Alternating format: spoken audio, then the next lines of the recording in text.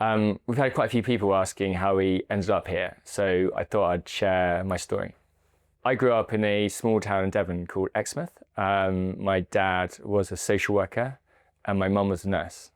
When I was a teenager, I always worked. I started off with paper rounds when I was really young. I worked on building sites as a labourer. I did quite a lot of washing up and kitchen jobs. Career highlight when I was young was working at KFC as a chef.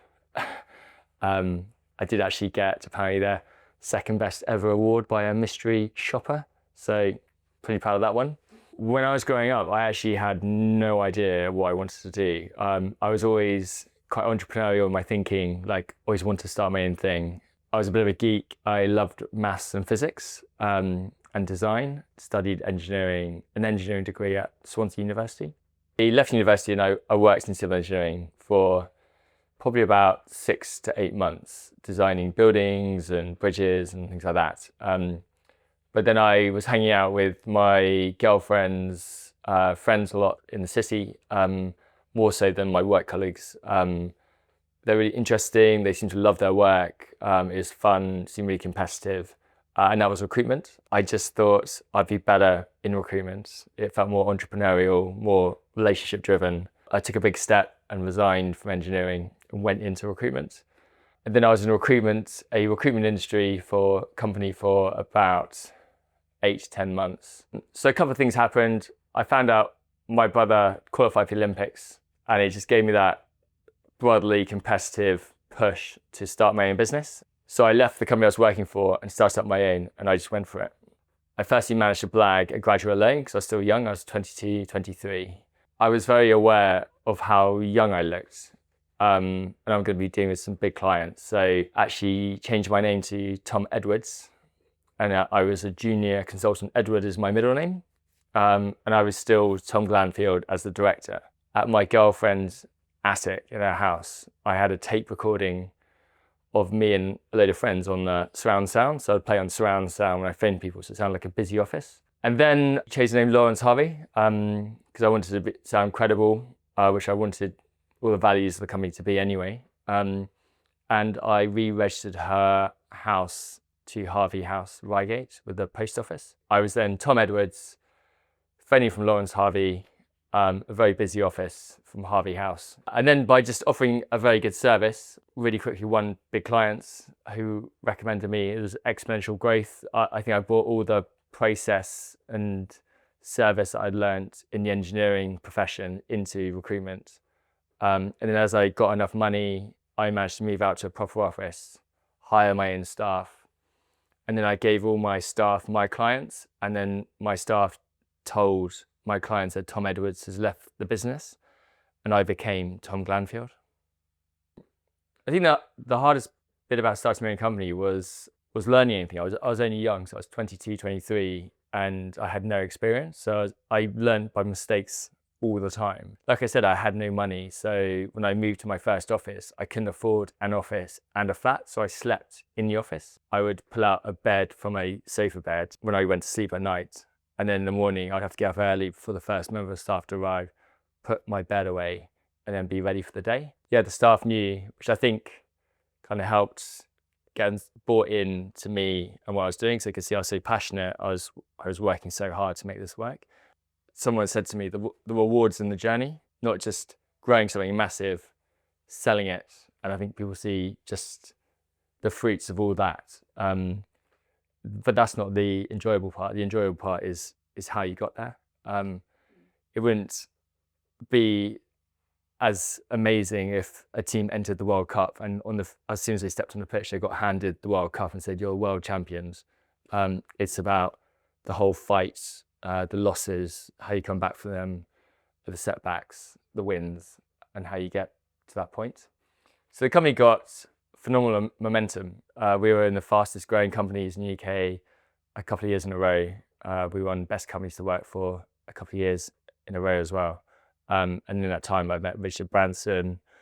I've been on a Netflix series with James Caan and Karen Brady, and it's been an amazing experience. And it was all down to, I think, creating just an amazing team and giving away 50% of the business to staff. I had no idea what I was doing, but I just did what felt right.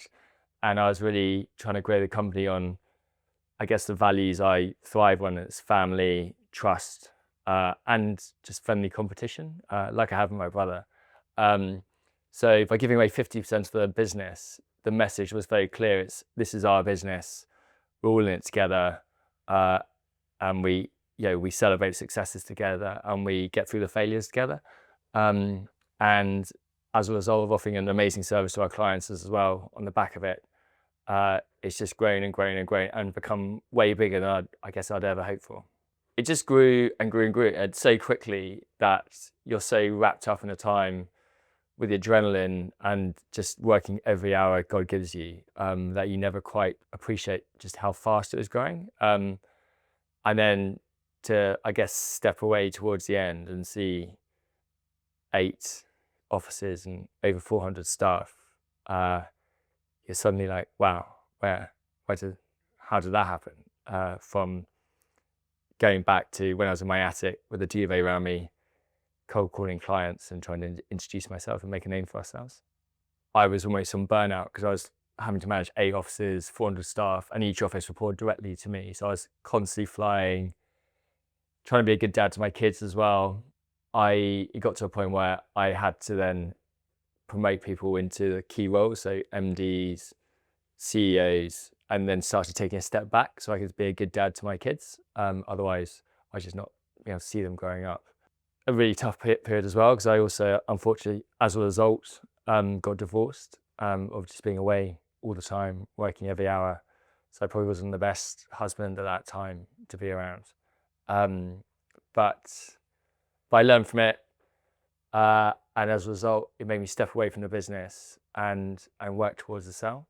And then the sale concerned me because most businesses that sell will sell to private equity or another firm, and you're no control how they treat the staff and everyone as you leave, and the owner kind of gets everything, which to my staff were kind of like family to me. So I kind of deeply cared about what would happen to the business after I left.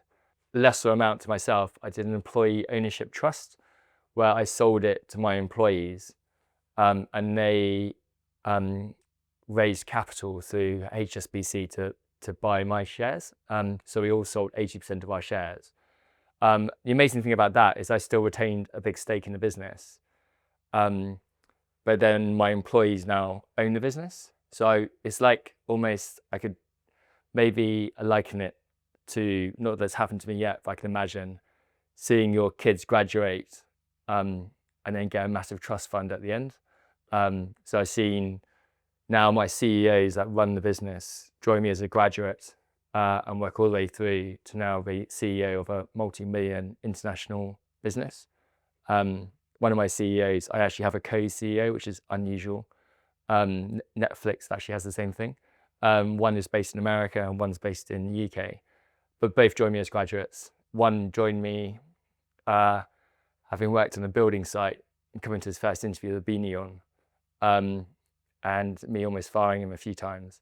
But seeing him go from there to now being CEO of a £150 million plus business with, well, now 9 offices globally, is an immensely proud feeling. Yeah, so I still own just over 10.5% of the business. So I still sit on a monthly board meeting, but I very much leave the team to run it.